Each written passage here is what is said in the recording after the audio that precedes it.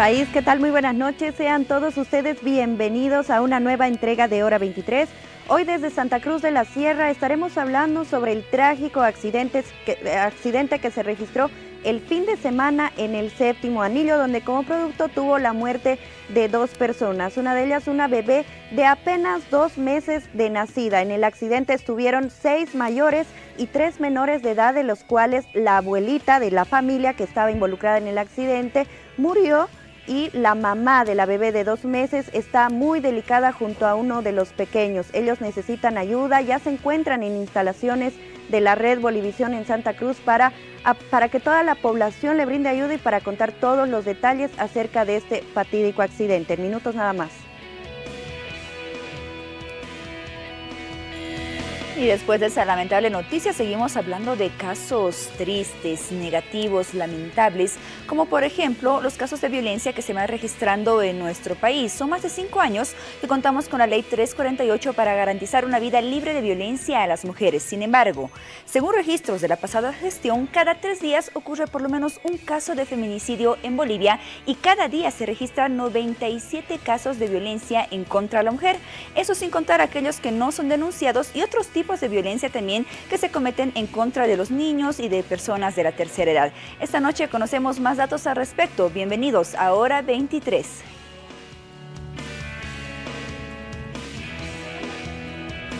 Ya llegarán uno a uno esos temas en los próximos instantes. Pero antes queremos comenzar con los tweets de esta jornada, las redes sociales y comentarios siempre relevantes en torno a la actualidad nacional.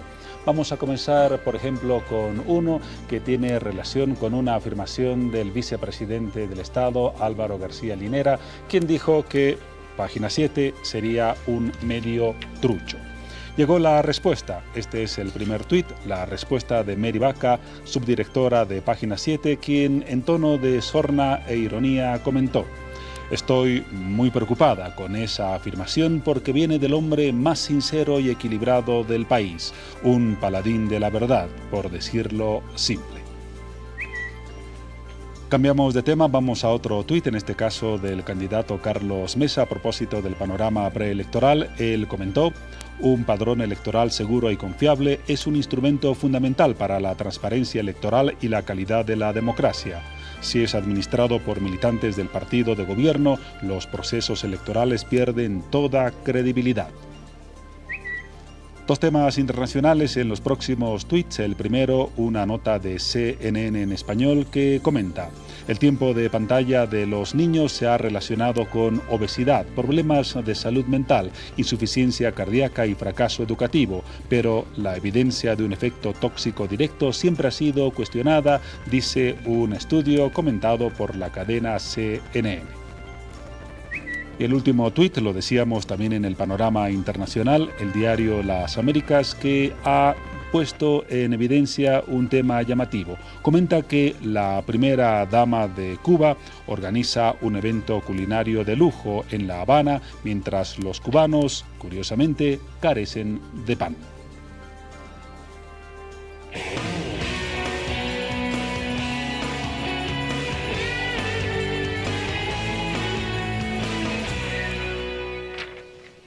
Bueno, de inicio hablábamos de esas cifras alarmantes de los distintos casos de violencia que se van registrando en nuestro país y que van incrementando año tras año. Desde el 2015 hasta el 2017, posteriormente en 2018, las cifras han ido aumentando de gran manera y esta noche vamos a conocer más al respecto y lo hacemos con nuestros siguientes invitados.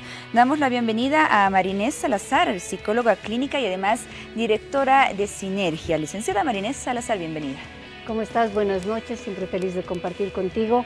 Preocupada por la situación y por el incremento de no solamente de los números en violencia, sino de las características, ¿no? Hoy tenemos violencia manifestada en crueldad que ya debe sacudirnos cada vez más. Un punto importante que acabas de tocar y bueno, lo vamos a analizar en los próximos minutos. También damos la bienvenida al capitán Tommy Castillo, director de la Fuerza Especial de Lucha contra la Violencia de la Ciudad del Alto. Capitán Castillo, bienvenido al programa. Bueno, muchas gracias por la invitación y esta noche esperamos ver qué es lo que vamos a indicar sobre lo que es la violencia. Vamos a hablar muchos aspectos fundamentales para tratar de hacer entender a la población que es un tema un poco difícil de tocar. Así es, un tema muy complicado. Cerrábamos el 2018 con más de 7.000 casos de violencia registrados y ni bien iniciábamos el 2019, ya conocíamos acerca de 3 feminicidios, por ejemplo, que se registraron en distintas regiones del país, Capitán Castillo. Sí, efectivamente, este año ha empezado con un feminicidio acá en la ciudad de La Paz y uno que está todavía en investigación. Y a nivel nacional, como usted indica, se tienen 3 casos ya que se han reportado. Eso de los reportados, porque existen sospechas de que puedan ser más casos de violencia que se van registrando porque mucha gente no llega a denunciarlos. Efectivamente, son muchos casos de violencia que no se llegan a reportar y por eso estamos acá para indicar a la población que realicen la denuncia. Podemos retroceder en el tiempo, unos años atrás, y revisar un poco aquellos registros que teníamos de los casos de violencia que se presentaban y cómo han evolucionado. Se dice que han incrementado. Sí, efectivamente se han incrementado a medida que han pasado el tiempo. De acuerdo a los datos estadísticos que nosotros manejamos, el año pasado se han atendido prácticamente 7.672 casos en los diferentes tipos de violencia que atiende la FELCB y la Policía Boliviana. Marinés, al inicio de esta entrevista tú decías, me siento preocupada por el incremento de los casos de violencia que se registran, pero además la forma en la cual estos suceden, cómo se dan, porque ahora tienen características más crueles que en el pasado. Sí, siempre que hablamos de violencia yo siento la necesidad de hacer una definición. Creo que la violencia es un estado de tensión en la lucha por el poder, donde una persona, hombre o mujer, busca someter a otra. Y muchas veces usamos como sinónimos de violencia lo que significa la agresión, el maltrato, el abuso y la crueldad. Y no son sinónimos, son formas de intensificarse la violencia. La agresión es más bien una conducta casi innata que compartimos con los animales, que lastiman a otro, someten a otro, pero son conductas impensadas. En cambio, cuando ya hablamos del maltrato, estamos hablando de esa agresión, pero ya pensada para someter a alguien. Por eso podemos maltratar sonriendo. El sarcasmo es una forma de violencia, pero que está tratando de someter a alguien. Y cuando hablamos ya de abuso, estamos hablando de una planificación de cómo someter a esa otra persona. Pero ya un nivel más profundo de violencia es la crueldad, porque ya implica este abuso, esta violencia planificada para el propio disfrute, para el placer. A veces se da solamente por el placer de hacerlo. Y los casos que hemos visto este año, desde principio de año y a fin del año pasado, nos muestra eso, el placer de someter a alguien. Las violaciones en manada, por ejemplo, están mostrando esta lucha por someter a alguien, pero además con esta búsqueda, como lo que ha pasado en Santa Cruz y lo que está sucediendo como un nuevo caso sospechado. Entonces, la violencia está tomando características no solamente de incremento en número, sino en las formas de perpetrarse. ¿Qué puede suceder para que una persona violente a otra, sea una mujer, sea un niño, sea una persona de la tercera edad? Y más aún cuando se van registrando los casos de violencia, nos sorprendemos porque son cometidos principalmente por el entorno de la víctima. Pueden ser amigos, puede ser la pareja, puede ser el mismo padre, la madre. Sí. Hay varios aspectos que tenemos que tomar en cuenta y el principal creo yo que es la normalización de esta violencia. Estamos jugando como sociedad con violencia.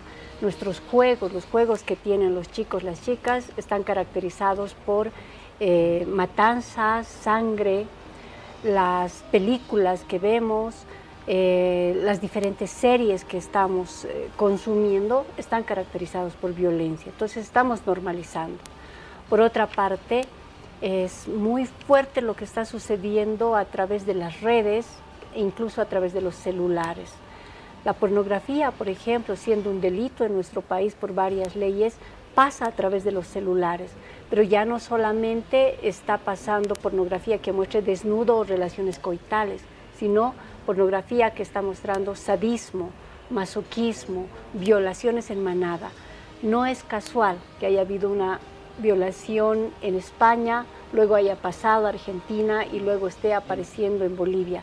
Tiene que ver con estos consumos que estamos haciendo y que estamos normalizando. Muy bien, vamos a hablar más al respecto en los próximos minutos, Marinés. Capitán Castillo, distintos tipos de violencia, sea en contra de los niños, sea en contra de personas de la tercera edad o de las mujeres. Hablamos de violencia física, violencia sexual, violencia psicológica y bueno, existen muchas otras. ¿Cuáles son los tipos de violencia que han tenido mayor incremento en los últimos años? Bueno, como indica la normal, la 348, puede identificar 16 tipos de violencia identificados. Y hay uno que prácticamente puede agrupar los tipos de violencia que indica acá la licenciada, ¿no? Efectivamente, los casos que más se han incrementado prácticamente en toda la ciudad de La Paz son los casos de violencia familiar o doméstica relacionadas en el entorno familiar. Son prácticamente, de acuerdo a los índices estadísticos, que son 6.601 casos de violencia familiar. Muy bien, ¿por qué considera usted que hay ese incremento? Marinés nos daba ya una posible explicación. Son muchos factores y más que todo, como indicaba ella, son algunas pugnas de poder que se puede dar dentro de la familia. Puede ser el factor económico, puede ser los factores sociales. Muchos de los casos que se han dado son porque los hogares están peleando por la situación de quién lleva más dinero a la casa o quién puede más en el hogar. Por esas situaciones que estamos identificando nosotros que se da la más incidencia de casos en lo que es violencia familiar o doméstica. Ahora, ¿cómo se trabaja desde la policía, desde la Fuerza Especial de Lucha contra la Violencia, justamente para combatir esta situación y algo importante, para prevenirla? Efectivamente, tú lo has dicho, prevención o prevenir. Estamos nosotros de acuerdo a lo que nos ha instruido nuestro comandante general, capacitaciones en los centros educativos, en las universidades, indicando y explicando los diferentes tipos de violencia que existe y tratando de que, de hacer conocer a la población que no solamente se puede identificar violencia en el hogar, sino que aquella persona o aquel, en este caso, hijo de una familia que vive violencia, puede llevar esa violencia también al centro educativo, ¿no? Entonces, y ahí se genera un sinfín de violencia que nosotros estamos tratando de identificar y ver de qué manera podemos paliar este tipo de violencia que existe. Muy bien. Respecto a las instancias que trabajan con las denuncias de los distintos casos de violencia, Capitán Castillo, escuchaba algunos comentarios de que, por ejemplo, se prioriza lo que es la violencia sexual en los hospitales, en los nosocomios, cuando llegan estos casos, y no así lo que es la violencia física, menos aún la violencia psicológica, motivos por los cuales algunas personas tienen algunas dudas al momento de denunciar. ¿Ese es un motivo por el cual la gente no denuncia? Puede ser.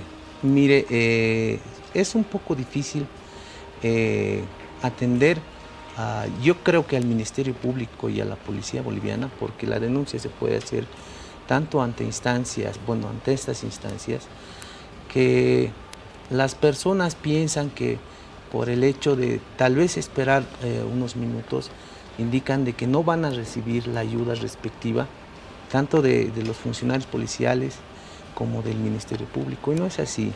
Muchas de las veces estamos limitados en algunos lugares para realizar diferentes actuados investigativos. Obviamente eso no indica de que no se atiendan los casos.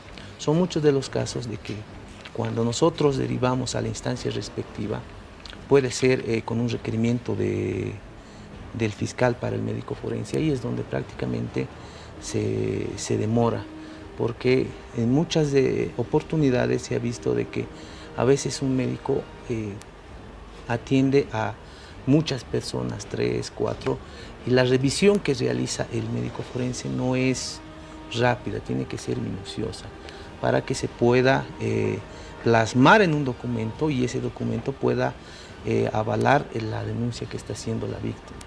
Muy bien, entonces, en el caso... un poco moroso esa situación. En los casos de feminicidios, por ejemplo, escuchamos bastante de ellos. Me parece que es uno de los tipos de violencia también que ha tenido un mayor incremento en el último tiempo.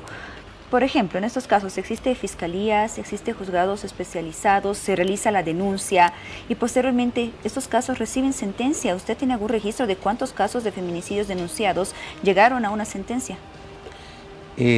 Realizamos el seguimiento respectivo, pero en muchos de los casos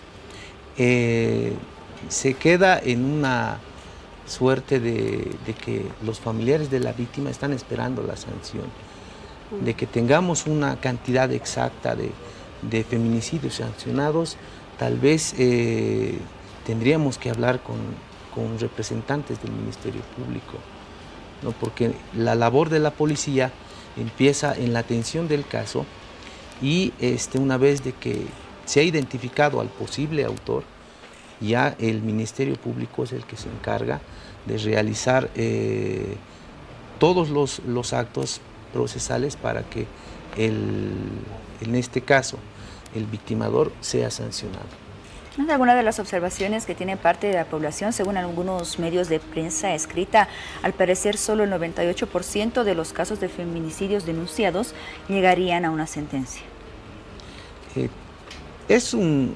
Se podría decir que identificar un 100% al victimador, en este caso de un feminicidio, lo podemos hacer mediante los actuados y los especialistas que tienen la policía boliviana, pero en el interín del proceso, ahí es donde los abogados de defensa de estos agresores presentan muchos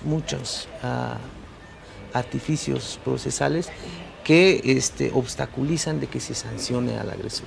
Entonces es un poco complejo para nosotros, yo creo también que para el Ministerio Público, al actuar o al presentarse este tipo de casos, donde tenemos abogados muy hábiles que pueden frenar un poco el proceso. Marinés, tú nos mencionabas hace un momento, la violencia se está normalizando. Tenemos normas en nuestro país, muchas normas, muchas leyes, pero ¿qué pasa para que esté incrementando y se esté normalizando los distintos casos de violencia y cómo podríamos prevenirlas según tu punto de vista? Bueno, hay varias formas de prevenir. La primera es la educación, y una educación que no solamente tenga que ver con espacios de aula, ¿no?, sino espacios educativos dentro de las familias van a ser muy importantes. Otras formas son realmente conocer nuestras leyes.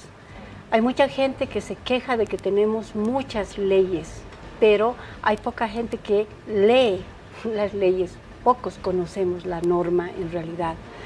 Por otra parte, creo que el tema de las redes sociales, hay autoridades que pueden frenar o coadyuvar en la prevención. Por ejemplo, la ATSIB, CITEL, la ATT, el mismo Ministerio de Comunicación, tiene la posibilidad de frenar ciertos contenidos que están pasándose de celular en celular, de redes en redes, como lo hacen otros países, para frenar esta normalización. Pero hay algo que quería decir yo, Paola. Creo que nos estamos acostumbrando a perseguir al feminicida, es decir, perseguir a la persona que ha perpetrado el acto y que ha terminado matando a una mujer. Pero no estamos mirando que somos un Estado feminicida, que una mujer para morir en manos de un hombre ha pasado ya por otras violencias. La primera violencia por la que pasamos las mujeres es la violencia simbólica, esta que nos pone a nosotras en un lugar de objeto de consumo, de objeto de acompañamiento, de objeto de uso, ya sea como adorno o ya sea como propiedad de alguien. Esta mujer luego ha pasado por una violencia psicológica que viene a través de palabras que normalizamos, como eres una tonta, no sirves para nada, si yo no te quiero, ¿quién te va a querer? Estás tan gorda, ¿quién te va? Etcétera, ¿no? Esta mujer ha tenido que pasar por una violencia sexual, donde alguien se ha considerado dueño de un cuerpo para satisfacción de placer. Y si esta persona no da esa satisfacción de placer, es un objeto en desuso. Tenemos mucho de esto. Y recién entra la violencia física, que a veces pensamos ya en estas fracturas, moretones, pero en realidad la violencia física se da desde estos empujones, zarandeos, jalones, pellizcones y va incrementando. Cuando una mujer ha terminado muerta en manos de un hombre, primero ha sido eliminada por todas estas costumbres estatales que estamos normalizando y no estamos queriendo ver. Creo que es muy importante analizar esto. De lo contrario, vamos a estar tratando de buscar el perfil del feminicida cuando nos estamos convirtiendo en sociedad feminicida. Sin duda es un importante análisis, María Inés. Y por otra parte, tal vez dando un poquito vuelta a esta página, cuando sucede un acto de violencia, que existe una víctima, existe un agresor. Sí. Las denuncias, sanciones, todo el proceso legal. ¿Qué respecto al apoyo que tiene que recibir también una persona que es víctima de violencia? No importa que sea mujer de la tercera edad, sea un niño, sea un hombre. Sí. ¿Qué tipo de apoyo debería recibir esa persona? Y por otra parte, ¿se debe intervenir también con el agresor? Sí, sí. De hecho, deberíamos pensar en 4 temas respecto a la violencia. Primero, la prevención. Segundo, la atención, que es lo que nos estaba hablando aquí el capitán. Luego ya la sanción. Nosotros nos detenemos solamente en la sanción. Y lo último es la reparación. Pero no solamente una reparación de la persona que ha cometido un acto violento, sino la reparación social, la reparación estatal. Por ejemplo, algo que deberíamos estar demandando a nuestras autoridades es ¿qué pasa con los niños y niñas que han quedado huérfanos de un acto de feminicidio, por ejemplo? ¿Qué estamos haciendo como sociedad? ¿Cuál es la respuesta a estos niños? Más allá de perseguir al agresor, ¿qué está sucediendo con ellos? Todos deben vivir atención, incluido el agresor. Porque repito, claro, estamos hablando de un agresor, estado, víctima y también el entorno. Porque para que este agresor llegue a estas acciones, también ha sido parte de un círculo de violencia. Hay algo fuerte que en algún momento yo he manifestado y es que un hombre agresor es criado como agresor por una sociedad y como parte de esta sociedad, por ahí por una madre que está siguiendo este círculo de violencia. Un agresor es criado con frases como macho, macho, macho, los hombres no lloran. Un agresor es criado como no te vas a defender, tienes que defenderte. Si alguien te hace algo, golpea. Un agresor es criado a veces por zarandeos, golpes de una madre que terminan reflejándose en la relación de pareja. Entonces, este hombre no está golpeando a su pareja, simbólicamente está golpeando a esa madre. Entonces tenemos todo este círculo que si no lo analizamos, si no lo cortamos, vamos a seguir pensando en dame el perfil del victimador, ¿no? Tratando de ubicar a alguien cuando los entornos están violentos y estos son los que tenemos que cambiar. Respecto al registro de casos de violencia que tenemos en el país, capitán Castillo, podríamos decir qué lugar ocupa nuestro país en comparación con otros países de la región, por ejemplo, en lo que es los casos de violencia. Tendríamos que hacer un estudio especializado para identificar el lugar donde nosotros estaríamos como país violento. Es muy complejo porque hay países que están tratando de adecuar o copiar nuestra norma, la 348, para adecuar a las normas que ellos están tratando de establecer con respecto a protección a la mujer en situación de violencia. Entonces tendríamos que ver esa situación y analizar todos los países si tienen una norma específica como la tenemos nosotros y de ahí sacar una estadística y evidenciar que si Bolivia está adelante o está atrás para ser exactos en ese aspecto. ¿Usted tiene algún país que podría considerar como modelo respecto a su reducción en los casos de violencia, la prevención que haya implementado, la lucha contra los distintos casos de violencia y cómo logró además esos buenos resultados? Mire, puedo hablar del Perú. En Perú hay un ministerio, sí, un ministerio de la mujer. Prácticamente tiene todo un ente organizado para realizar campañas de prevención, para realizar muchas situaciones para prevenir la violencia contra la mujer. Asimismo, se está creando espacios donde la mujer pueda hablar sobre la violencia que ha sufrido para que otras mujeres no sufran violencia. Algo similar a lo que anunció el presidente Evo Morales hace un tiempo atrás, que se estaba creando un gabinete justamente para prestar mayor atención a los distintos casos de violencia en contra de la mujer. Efectivamente, sí, efectivamente. Acá se está tratando de coordinar con algunas ONGs que conocen este tipo o estos casos de violencia y están tratando de copiarse algunos modelos de otros países vecinos para hacer el acompañamiento, para hacer seguimientos de casos de violencia que sufran las mujeres. Paola, uno de los ejemplos que tenemos en Latinoamérica de reducción de violencia es Uruguay. Pero ¿cómo logró reducir los casos de violencia en Uruguay? Educación, ¿no? Uruguay es uno de los países que se esfuerza más en la educación de su población, se esfuerza más que las leyes estén acompañadas de políticas públicas, que no solamente sean leyes. Y este es uno de los ejemplos. Ahora, Perú, Brasil, Argentina, junto con Bolivia, más bien son quienes han incrementado los niveles de violencia. Y las soluciones como el poner el Ministerio de la Mujer, etcétera, vienen ya como respuesta a estos niveles de violencia que están existiendo.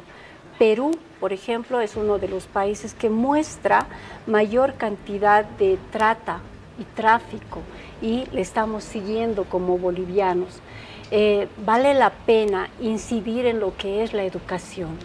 Si nosotros no podemos educarnos, solamente vamos a tener reuniones de lamento.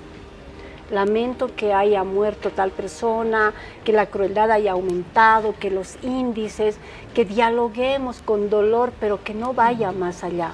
Entonces realmente necesitamos que la educación tome en serio esto que se llama buen trato, esto que se llama la cultura de la paz, no solamente la cultura de la denuncia, sino la reivindicación de las personas. Necesitamos mucho dejar de lado al ser humano, hombre y mujer, como objeto de consumo. Esto nos incrementa violencias. Estamos iniciando un año, tenemos distintos proyectos, distintas metas y bueno, sin duda para reducir los casos de violencia que existen en el país, también tenemos mucho en que pensar, mucho en que trabajar. ¿Por dónde iniciamos este 2019? Este 2019 estamos iniciando en educación y prevención.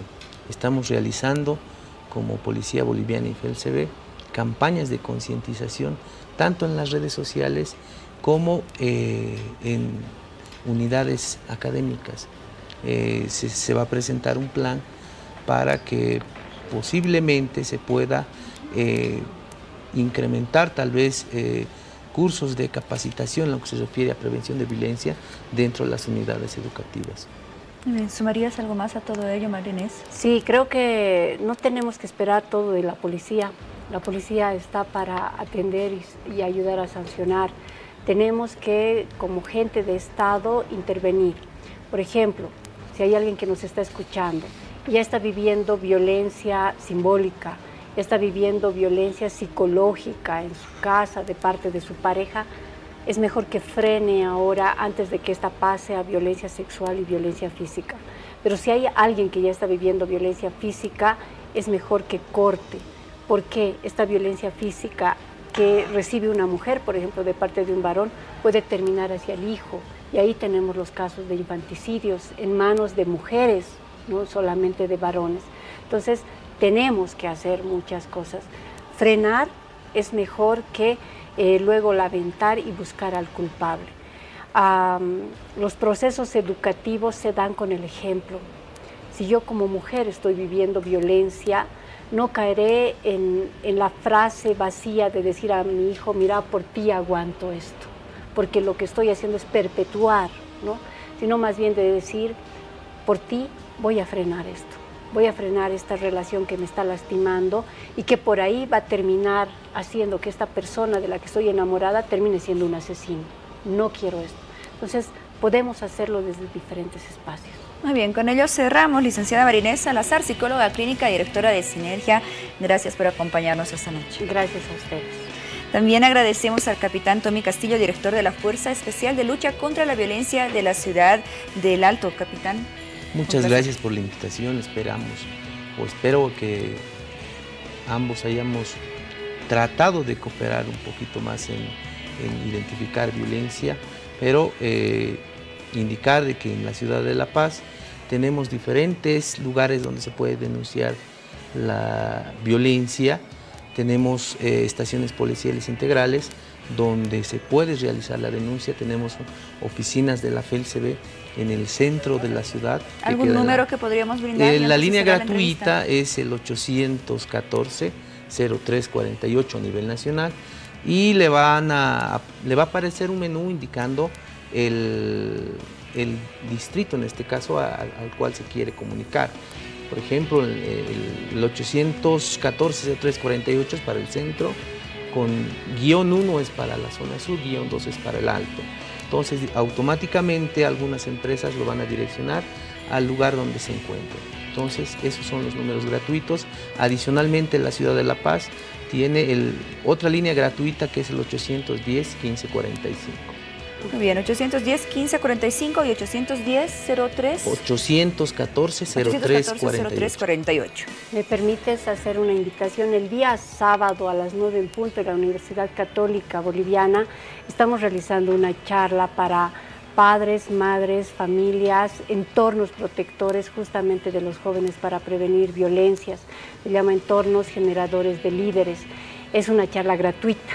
Pueden ir padres, madres, apoderados, jóvenes de 11 a 18 años y vamos a estar tocando algunas posibilidades que tenemos desde el mundo de la educación para frenar violencias y para generar buenos tratos. El sábado 9 en punto en la Universidad Católica en el auditorio 3 de la misma. Muy bien, con ello finalizamos. Gracias Marinés por la invitación, gracias a ambos por acompañarnos esta noche. Nos vamos a una pausa revisando los datos del tiempo gracias a AccuWeather y ya volvemos con más de Hora 23. Es momento de establecer contacto hasta la ciudad de Santa Cruz porque el pasado sábado por la mañana se registró un grave accidente en la zona del Cambódromo, en el 7º Anillo. Grave accidente porque las consecuencias fueron fatales y esta noche vamos a conocer más detalles al respecto con nuestra siguiente invitada. Damos la bienvenida a la señora María Consuelo Llorete, tía de una de las niñas que falleció en este grave accidente. Señora María Consuelo, bienvenida al programa.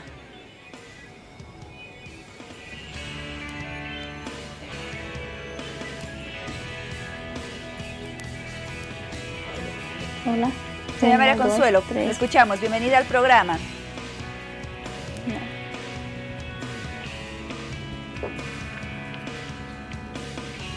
Bueno, mientras mejoramos un poco nuestra comunicación con la ciudad de Santa Cruz, como les decíamos, estaremos hablando de un accidente pero muy grave que sucedió en el 7º Anillo. Tuvo consecuencias fatales porque una bebé perdió la vida y además una persona adulta. Un accidente, un siniestro que fue ocasionado por el choque de una vagoneta y de un micro. Vamos a conocer más detalles al respecto justamente con uno de los familiares de una de las familias afectadas, la tía de la bebé fallecida. Señora María Consuelo, bienvenida al programa, le escuchamos.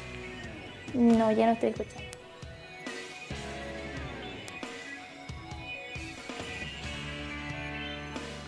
Señora María Consuelo, ¿me escucha?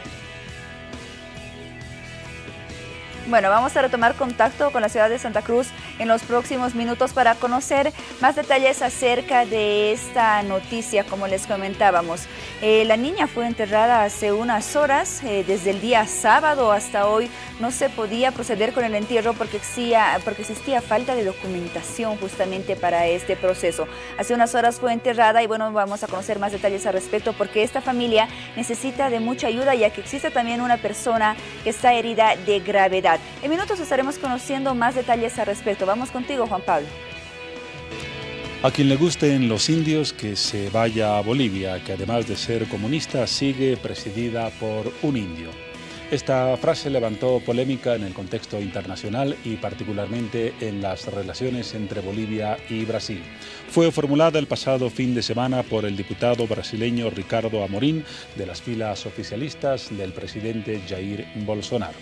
Desde luego, en nuestro país se levantó una ola de protestas cuestionando ese matiz discriminador formulado por ese representante de la Asamblea Legislativa de Brasil. Vamos a hablar de este tema, entre otros, con el diputado del MAS, David Ramos, jefe de la bancada de ese partido en la Cámara de Diputados. ¿Cómo está? Buenas noches, bienvenido. Muchas gracias, un saludo cordial y también compañero. Muchas gracias por haber aceptado nuestra invitación. Se había pedido, una vez que se conoció la declaración del diputado Amorim, un pedido de disculpa. ¿Hasta el momento tiene conocimiento de que haya llegado al país, ya sea a través de la vía formal o informal, alguna disculpa del parlamentario brasileño? Bueno, en realidad lo que hay que recoger, en otras palabras, si bien esta clase de declaraciones tiene un contenido racista, discriminador, en este caso frente a los indígenas originarios, lo que hay que resaltar, Bolivia y Brasil tienen una historia larga, tienen una identidad propia, porque no vamos a decir de que tanto en Brasil como en Bolivia caben indígenas originarios, tenemos objetivos comunes de hermandad entre dos países, compartimos una amplia frontera entre Bolivia y Brasil y esta clase de declaraciones, por supuesto, no va a malograr esas buenas relaciones, esa convivencia pacífica y por supuesto que nosotros lo ligamos con una afinidad que tienen en este momento los partidos de la derecha, de los demócratas estamos hablando. De los demócratas que hoy están en el perfil, en la palestra política. En el pasado igualito ejercitaron en el país. Recordaremos los episodios de Sucre, cuando nuestros hermanos indígenas originarios fueron azotados, les quitaron los ponchos, les quemaron los ponchos, fueron insultados, ultrajados por los mismos actores de los demócratas. Y la misma escena se practicó en Bolivia, en la ciudad de Santa Cruz, cuando los indígenas de poncho, de pollera, de abarcas, de sombrero, no tenían cabida ni siquiera para ingresar a la plaza principal. Eran discriminados completamente, ¿no? Entonces, ¿qué les decían a los indígenas, su líder histórico que tienen los demócratas? Estamos hablando de Rubén Costas, que decía a los indígenas que eran una raza maldita. Entonces hoy se replica esa misma conducta, esa misma línea por este diputado en Brasil.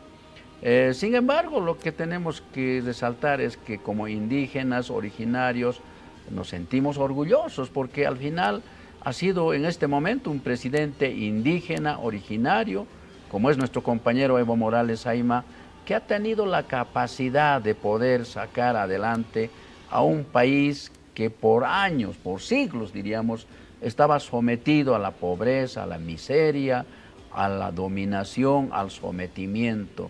Y hoy definitivamente Bolivia es diferente, tiene identidad, tiene, en otras palabras, su soberanía, su dignidad, y eso es lo que tenemos que ponderar. Sin embargo, a través de la Cancillería, a través de la diplomacia de los pueblos que siempre ha caracterizado a Bolivia, se estará ejercitando ese derecho de presentar la denuncia a la comunidad internacional, a ejercitar lo que corresponde por la diplomacia, por supuesto que esto seguramente la Cancillería boliviana va a ejercitar para no dejar desapercibido este acontecimiento. Ahora, en el país no ha existido líder ni del oficialismo ni de la oposición que no haya condenado las declaraciones de ese diputado brasileño. ¿No cree usted que, sin embargo, quizás hemos sobredimensionado el eco de esas afirmaciones? La Cámara de Diputados de Brasil tiene 513 miembros, apenas es el criterio de uno que no ha tenido declaraciones de respaldo en Brasil.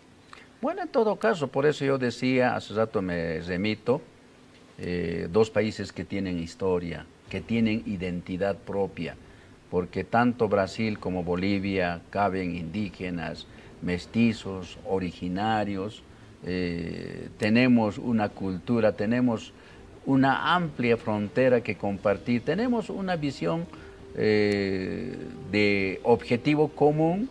Y un pronunciamiento de esta naturaleza no va a desmoronar, no va a destruir, en otras palabras, lo que por años, por historia fue construido, ese relacionamiento, esa convivencia de hermandad que hemos vivido entre brasileros y bolivianos. Habrá siempre esta clase de acciones desapercibidas. No es el pensamiento, como usted dice, no es el conjunto de la Asamblea Legislativa de Brasil, sino que simplemente un diputado, pero también en Bolivia ha habido acciones que han ejercitado grupos fascistas, violentos, que en algún momento ejercitaron esas acciones de discriminación y racismo. Por todo ello, no podemos dejar desapercibido, sino que lo que simplemente hay que exigir a través de las autoridades, en este caso de la Cancillería, ejercitar ese derecho, en otras palabras, de una denuncia internacional y un reclamo para que tampoco esto se replique en cualquier momento, esta clase de acciones de racismo, de odio y de discriminación hacia los indígenas originarios campesinos, no solo de Bolivia, sino que de Brasil, de Bolivia y del continente.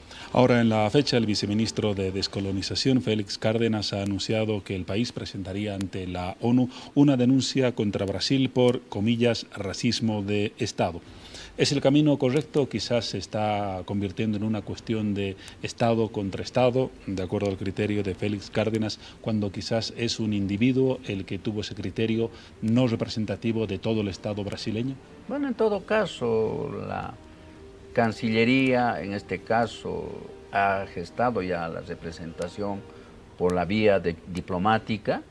Esperemos de que ese sea el mecanismo, siempre cuidando lo que significa la convivencia de la hermandad de dos países. No vamos a negar que hoy Bolivia y Brasil tienen objetivos comunes, han construido, en otras palabras, esa convivencia pacífica de hermandad. Por supuesto que eso tenemos que sobreponer frente a esta clase de acciones que por supuesto pasarán como hechos desapercibidos. Sin embargo, creo que como bolivianos tenemos que reservarnos, en otras palabras, de ejercitar como corresponde vía diplomacia boliviana. Y ya veremos más adelante cuáles son las repercusiones del tema. Revisemos ahora un tema de política interna. Seguramente usted ha conocido que en la jornada se han reunido el CONADE, más representantes de comités cívicos, y han anunciado para la próxima semana, el 17 de febrero, una reunión en Santa Cruz para coordinar acciones políticas frente a los próximos eventos electorales, el tema de las primarias y desde luego las elecciones de octubre de este año. ¿Cree más que con esta actitud los sectores de la oposición están gestando una organización más sólida para hacer frente al oficialismo?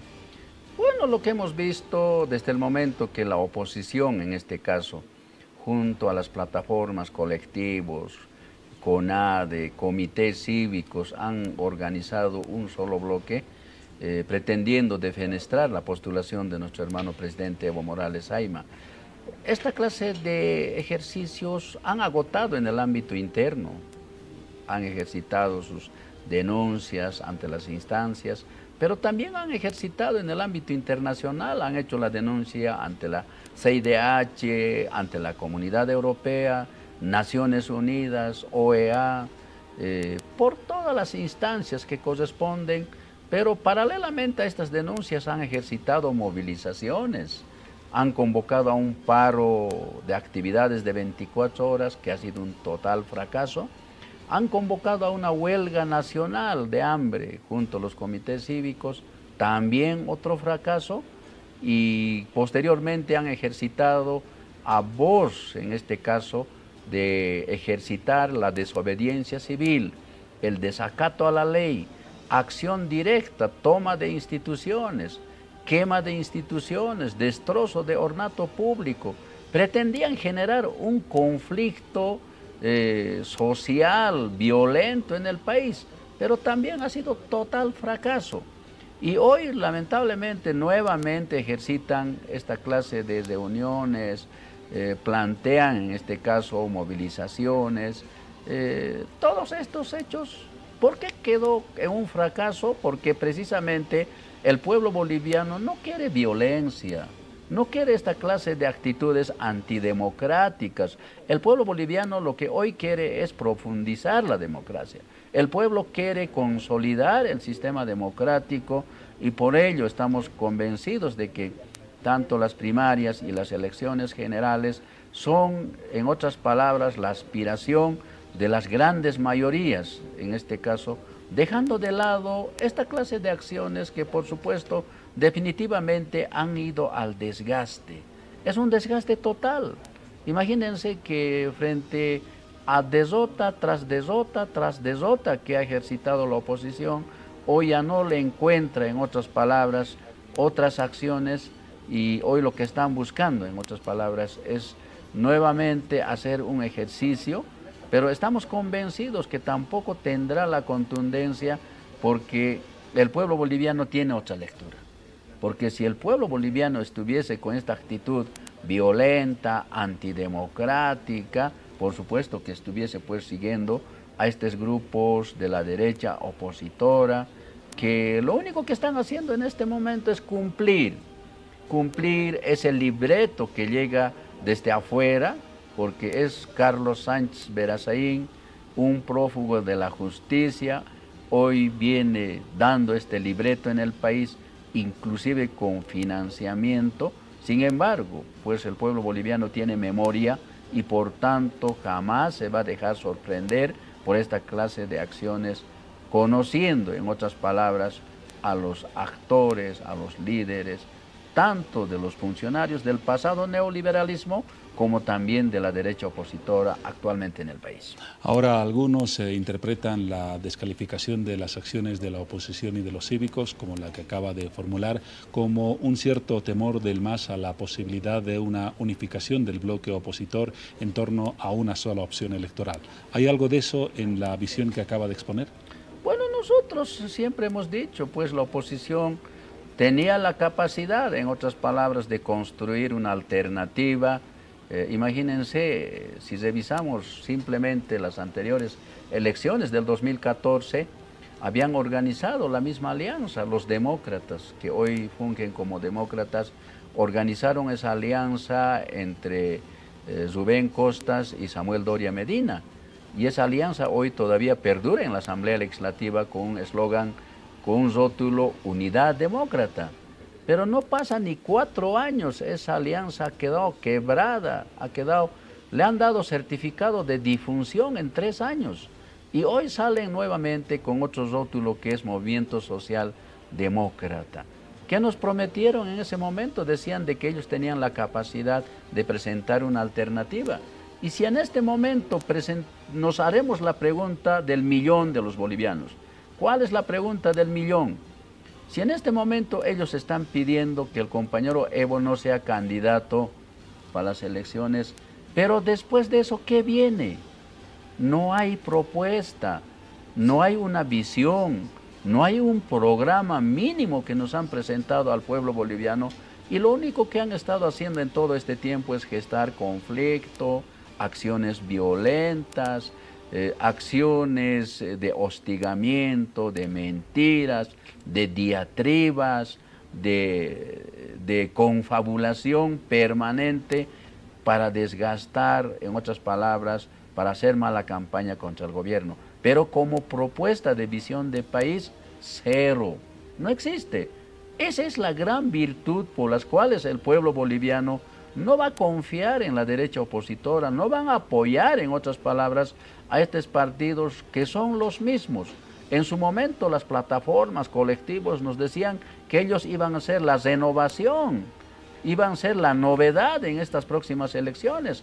Y si revisamos oportunamente candidato por candidato, vamos a encontrar a los mismos candidatos, líderes políticos que han estado en la palestra política los últimos 30 años. Ahí estamos viendo a Jaime Paz Zamora, a Víctor Hugo Cárdenas, ahí estamos viendo a Carlos Mesa, todos expresidentes, ex vicepresidentes, en otras palabras, de la época del neoliberalismo, donde descuartizaron, donde destruyeron, donde desmoronaron definitivamente el aparato productivo, como también, en este caso, el patrimonio del pueblo boliviano.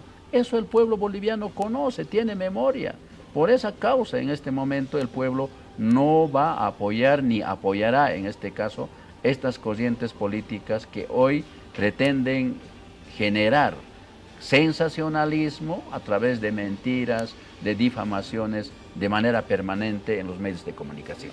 David Ramos, jefe de bancada del MAS en la Cámara de Diputados, su punto de vista y el de su partido respecto a los dos temas mencionados, esas declaraciones del diputado brasileño, más el último pronunciamiento del CONADE y los comités cívicos. Gracias por su presencia, diputado, y hasta una próxima oportunidad. Muchas gracias, muy buenas noches.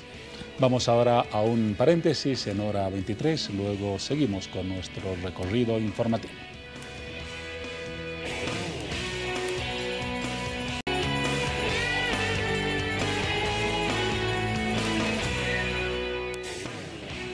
Retornamos con la ciudad de Santa Cruz. Establecemos contacto para hablar acerca de un fatal accidente que ocurrió el pasado sábado por la mañana en la zona del séptimo anillo del cambódromo de esta ciudad. Un fatal accidente porque tuvo consecuencias fatales, pérdidas humanas. Y justamente nos encontramos en la ciudad de Santa Cruz con la señora María Consuelo Giorgetti, tía de una bebé que falleció en este grave accidente y además familiar también de otra persona que perdió la vida. Señora María Consuelo, bienvenida a Hora 23. Buenas noches, gracias.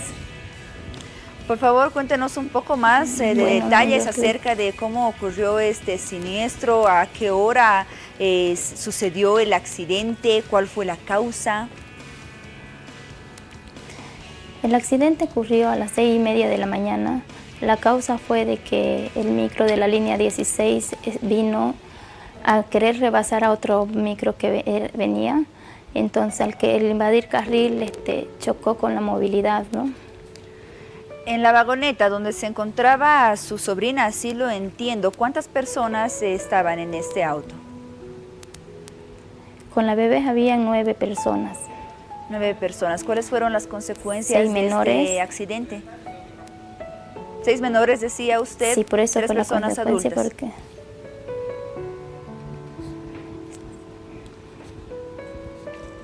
9 personas, me decía usted. 6 menores, 3 personas adultas.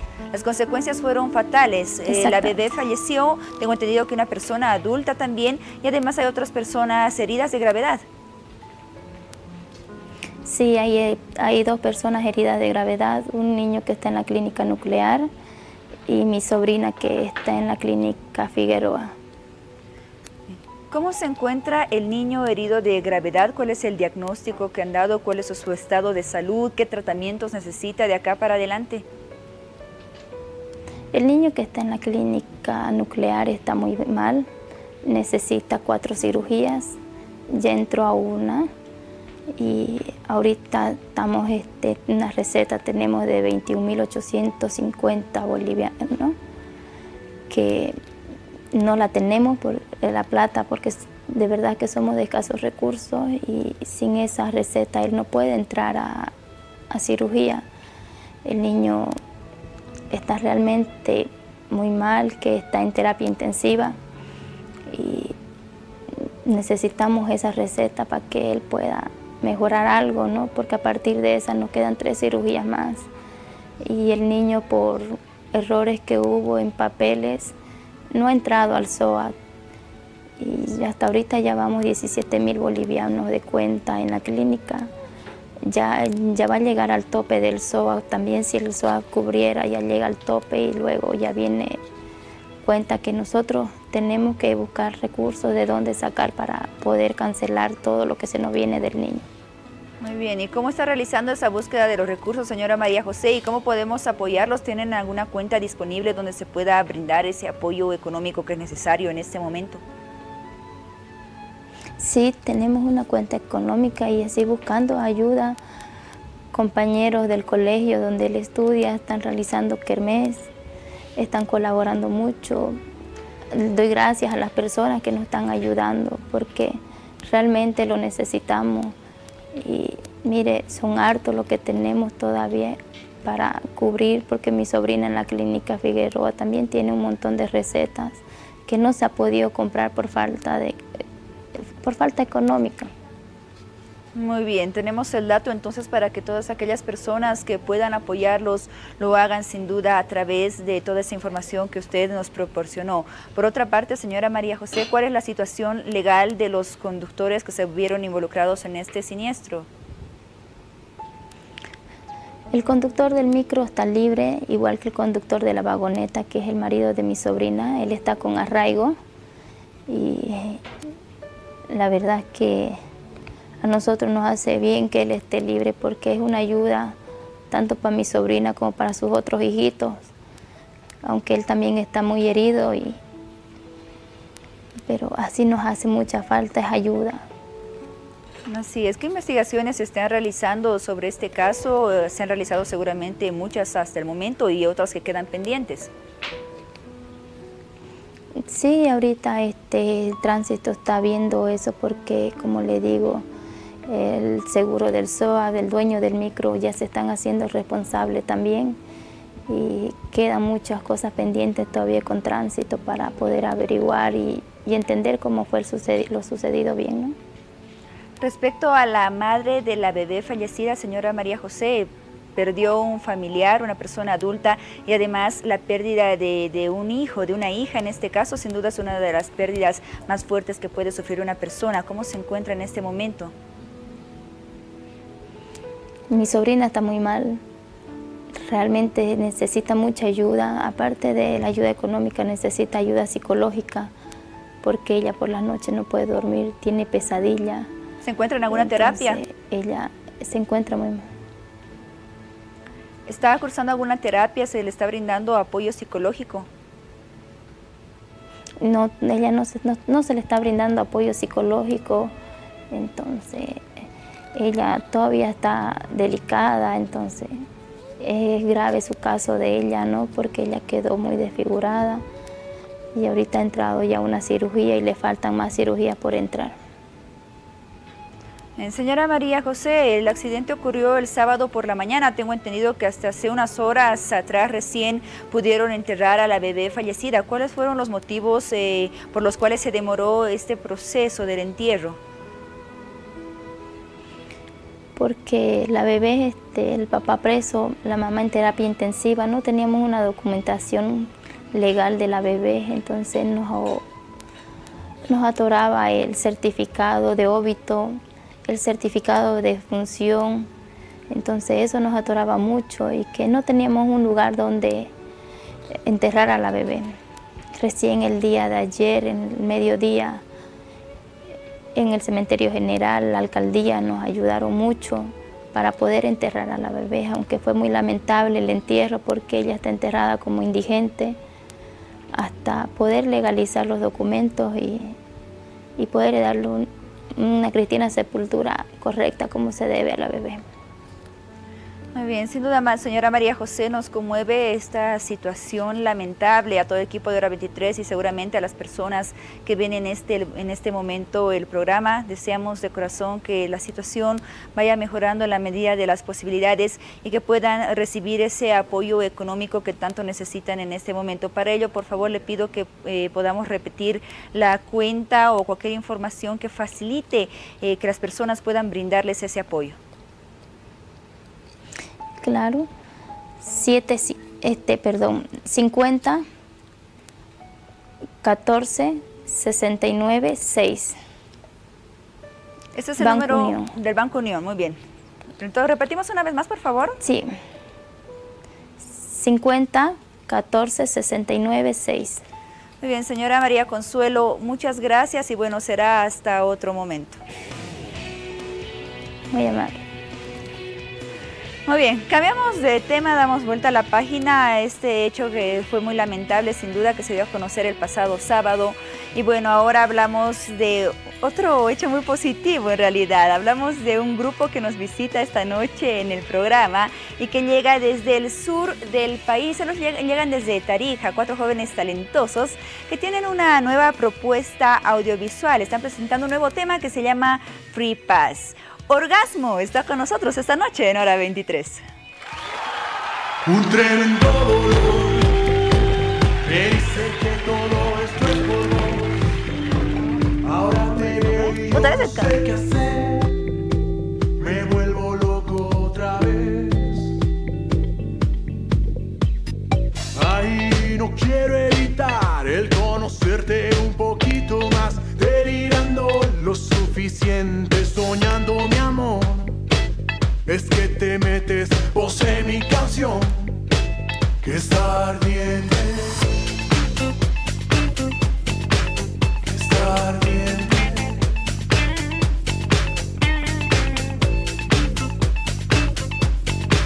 Que está ardiente.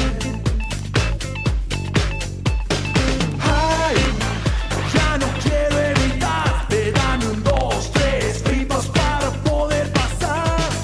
Ay, ya no quiero evitarte, dame un 2, 3 tripas para poder besarte. Dale bola,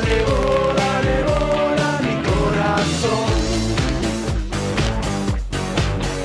Dale bola, mi corazón. Sobre el ego sube la liviana nube, sol eterna oscuridad. Si es un camino gris, no voy a estar feliz. Si te alejas de mí, voy a pensar en ti. No sé qué va a pasar, nena, yo estoy muy mal. Una nueva melodía cuando empieza otro día. Te voy a extrañar, pero vuelvo a empezar. Con el tiempo se aprende, pero no me comprendes. Por las noches te prendes. Ay, no quiero evitar el conocerte un poquito más, delirando lo suficiente, soñando mi amor. Es que te metes vos en mi canción, que está ardiente. Ay, ya no quiero evitarte, dame un 2, 3 tripas para poder pasar. Ay, ya no quiero evitarte, dame un 2, 3 tripas para poder besarte. Dale bola, mi corazón. Dale bola, mi corazón. Sobre el ego sube la liviana nube, sol eterna oscuridad. Sobre el ego sube la liviana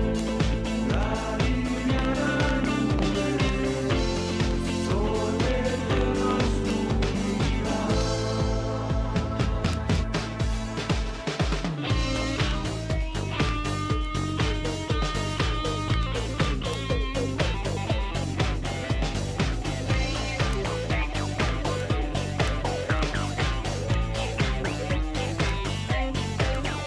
oscuridad. Dale bola, mi corazón.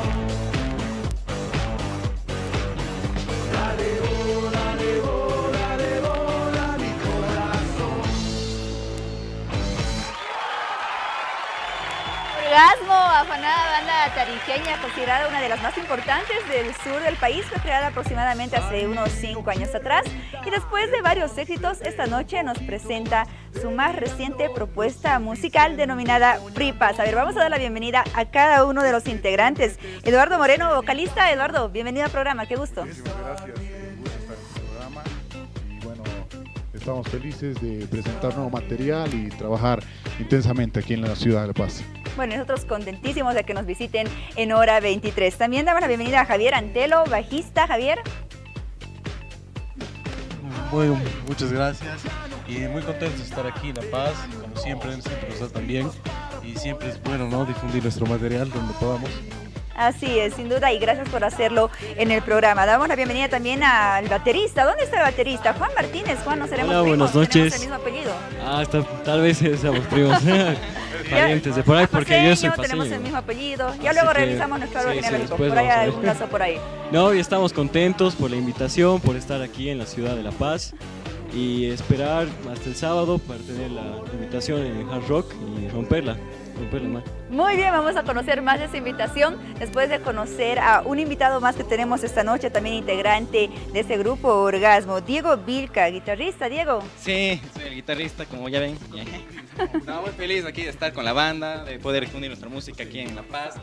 De hecho, estamos con una agenda llenísima, gracias a Dieter, ahí está detrás de las cámaras, agradecer a él igual por todo el apoyo que nos da.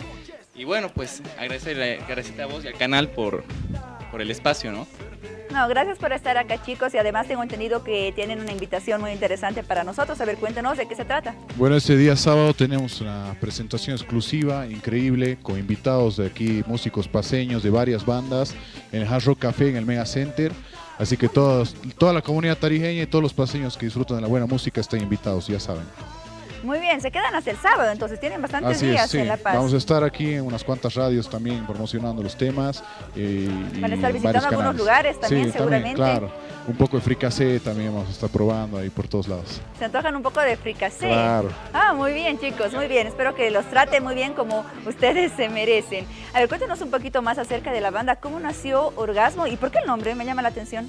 ¿Quién le puso el nombre? ¿Cuál de los cuatro? Fue como una idea en grupo, más o menos, que ya venían varias ideas y anotando, y es lo que nos gustó más, digamos. Y más bien creo que es la pregunta que más nos hacen, ¿por qué se llama así la banda?